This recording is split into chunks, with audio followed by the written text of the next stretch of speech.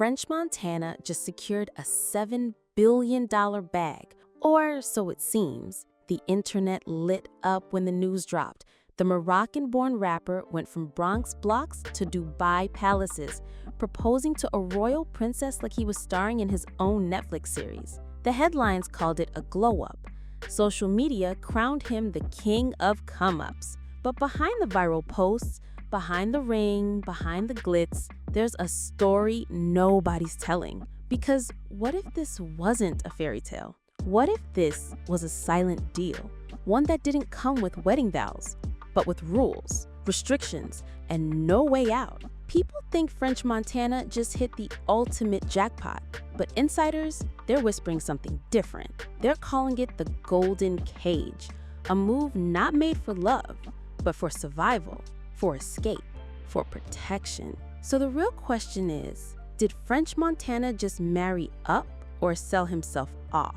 Let's pull back the royal curtains, because the deeper you go, the darker this love story gets. The moment French Montana posted that sleek, filtered engagement photo, suited up in custom tailoring, his arm draped around a woman from Dubai royalty, the internet lost its mind. Overnight, blogs exploded. From Coke Boy to Crown Prince, they joked. Fans called it a win. Memes said he finessed the entire world. But what no one asked was why now? Think about it. French wasn't in album mode. He wasn't on a comeback tour. There was no records to promote, no movie role, no viral challenge. So why step out with the princess? Right then, right in that exact moment. And then the pieces start clicking into place. See, this wasn't just a romantic milestone. This was a power move, timed with surgical precision. It wasn't just about a ring. It was about reputation, reinvention, and reinforcement. French didn't just post the engagement. He transformed his entire image overnight. Gone was the party boy, the club rat, the scandal magnet. In his place stood a man of global class, sophisticated, untouchable. But you have to ask, why did he need to look untouchable so badly? Why did French, who built a career off wild nights and New York grit, suddenly go full royalty soft launch? Because when you zoom out and you look at the exact moment this engagement went public, something else was exploding behind the scenes.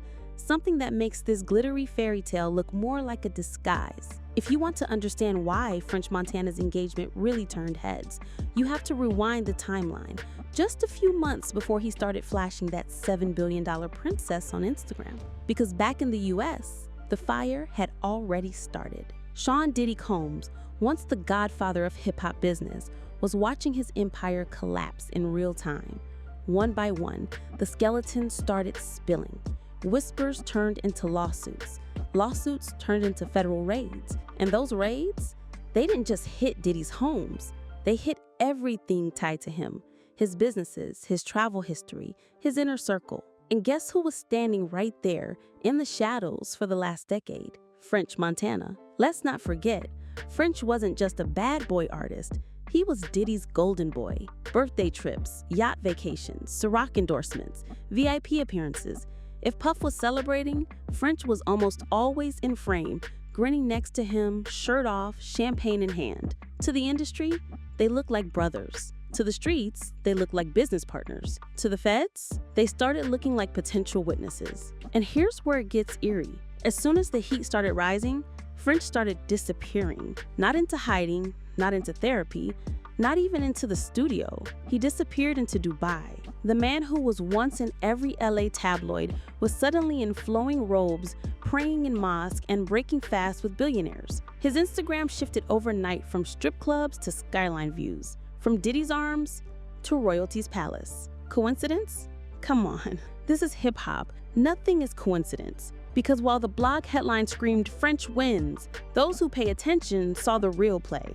Diddy was sinking fast. Associates were being subpoenaed. Producers started caulking. Assistants flipped. And if you so much as poured champagne in Diddy's penthouse between 2015 and 2022, you were on somebody's list. French knew what was coming, and he made sure he was already gone before it landed. But here's the twist most people missed. He didn't just leave the States. He didn't just post up in Paris or disappear in Morocco. He attached himself to the one family on earth powerful enough to tell the US government to back off. He married into royalty. This wasn't romance. This was reinvention with legal immunity built in. This was the Bronx kid flipping his survival instincts into a billion-dollar fortress. And instead of running scared, he made it look like love. But love don't move that fast.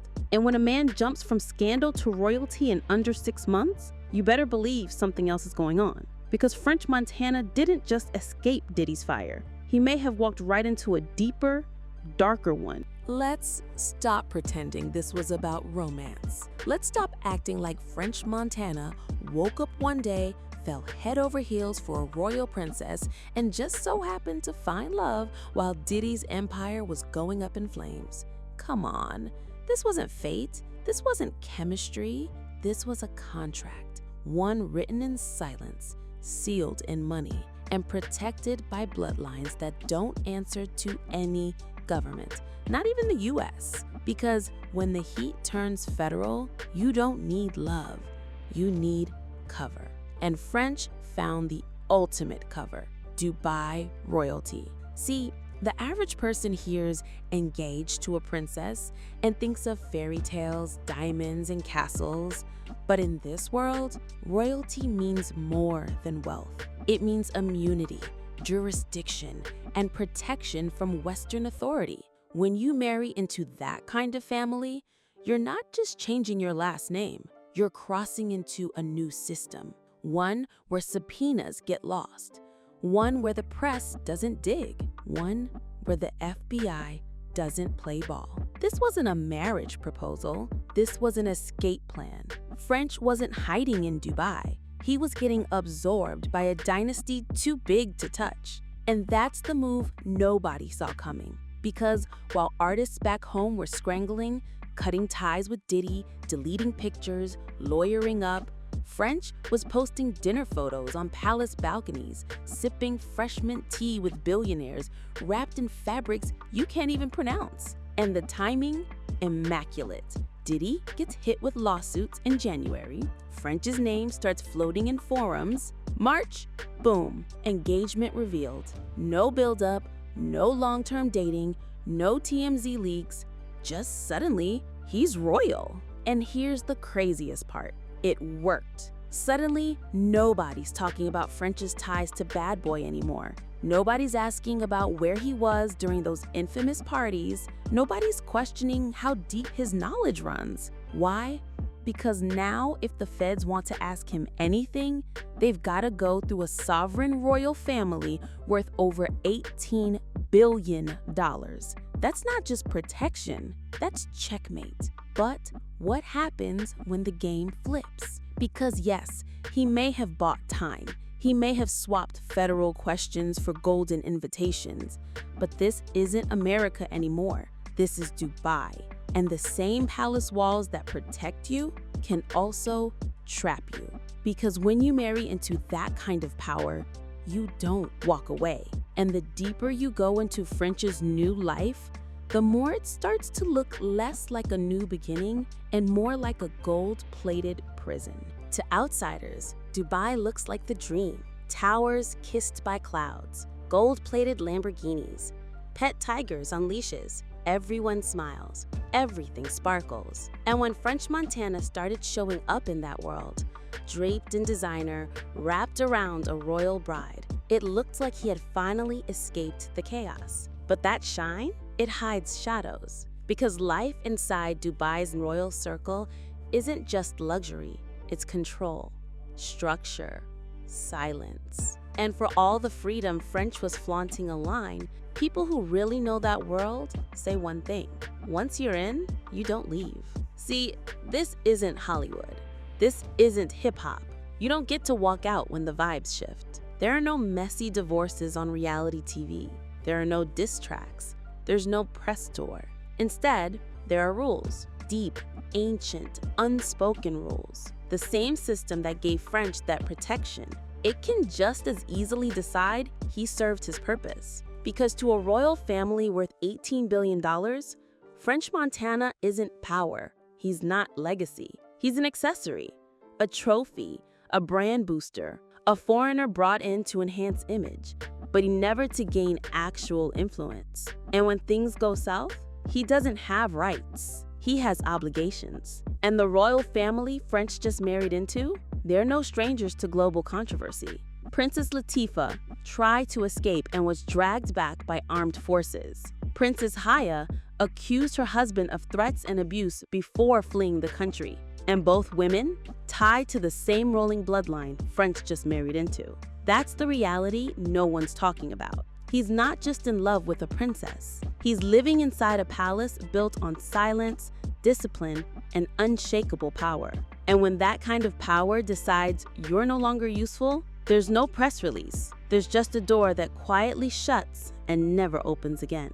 At first, everyone thought 50 Cent was just doing what he always does, trolling French Montana for clout. Every time French's name popped up, 50 was right behind it, dropping a meme, a diss, or some slick post about being bought.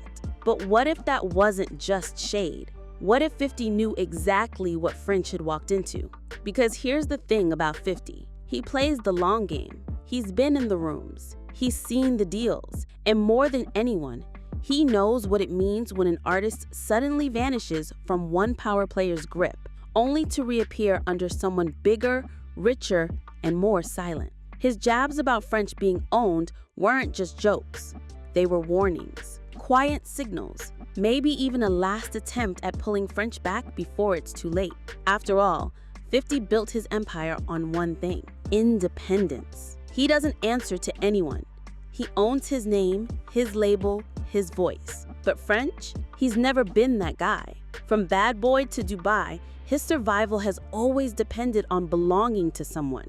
And now, the only difference is that someone wears a crown. On the surface, it looks perfect. French Montana is glowing.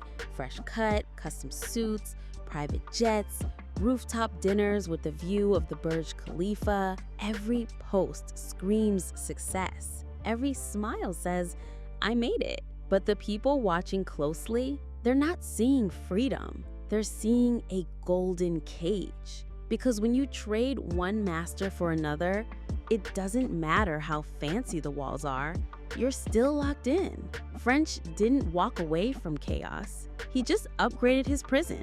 From Diddy's velvet freak-offs to Dubai's diamond-encrusted expectations. Now, every move he makes is under royal watch. Every photo, every word, every deal, calculated. He can't speak out, he can't walk away.